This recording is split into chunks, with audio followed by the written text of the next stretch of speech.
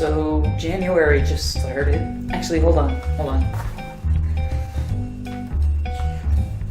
That's a little better. I'm sorry. It's just ridiculously cold outside. According to my phone, it is 68 degrees. And that is Fahrenheit, by the way. If I was a man of improper grammar, I would tell you that it is literally freezing outside. I'm from a state that doesn't snow. I've never seen snow, actually.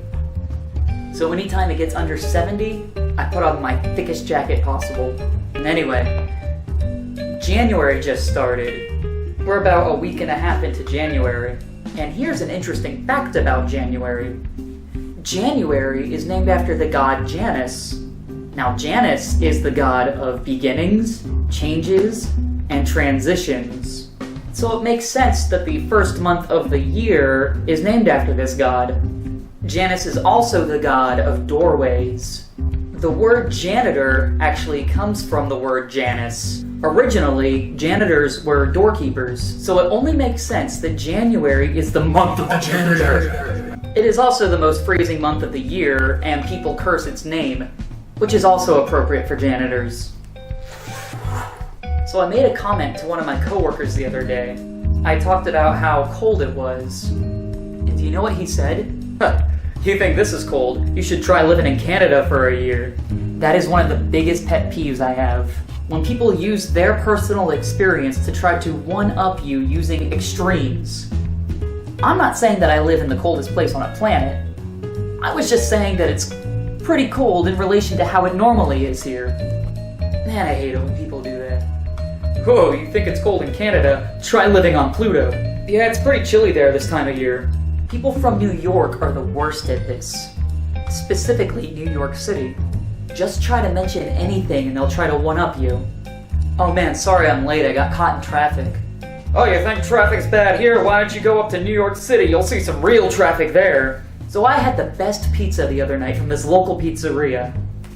That pizza was probably nothing. You should try Frangioli's over on 56th and Lex. Aw man, guys, earlier today I saw some idiot throw a water bottle in the river.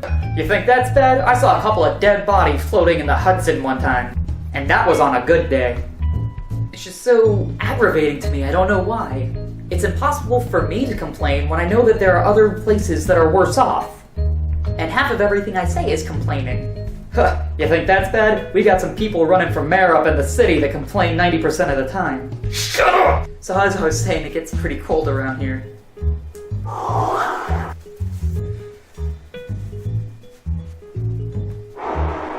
I've actually found some pretty interesting ways to keep warm using my secret janitor powers.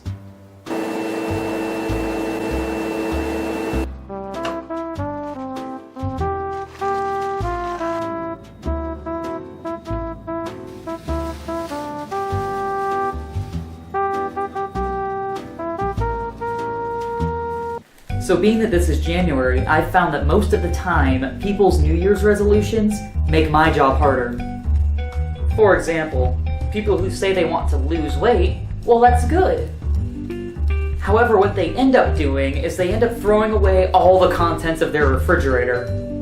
So then I'm left to carry out 4 gallons of moldy yogurt that they swore they would eat over the past year. Old fruit that time has turned into liquid. Milk that expired 6 months ago that these people decided to just pour in their trash can instead of just keeping it in its container. Really, all these trash cans are just oversized petri dishes.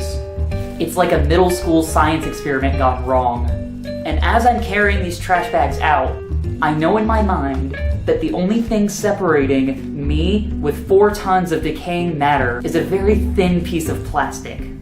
Another popular New Year's resolution is to stop drinking soda. I could understand if someone wants to stop drinking soda. It's bad for your teeth, it's bad for your stomach, it's bad for your health, it's bad for a lot of things. It really does more harm than good. So I could get behind people's desire to stop drinking soda. However, people seem to want to fill that void with coffee. And what does that mean? I probably mop up 10 gallons of coffee every single day.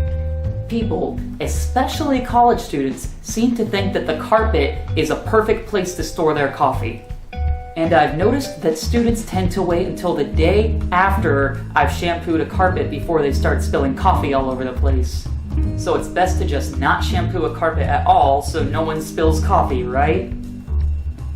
I really do wish people would pick New Year's resolutions that benefit me. Resolutions such as, I will always choose to flush the toilet. I will not apply gum to carpets, desks, or anything that is not my mouth or a trash can. I will not draw phallic symbols on anything that is not mine. I will turn on the heater when the weather dips below 70 degrees. It is literally freezing out here, and I'm literally going to freeze to death. What you got that bag on for? No, it's just cold outside.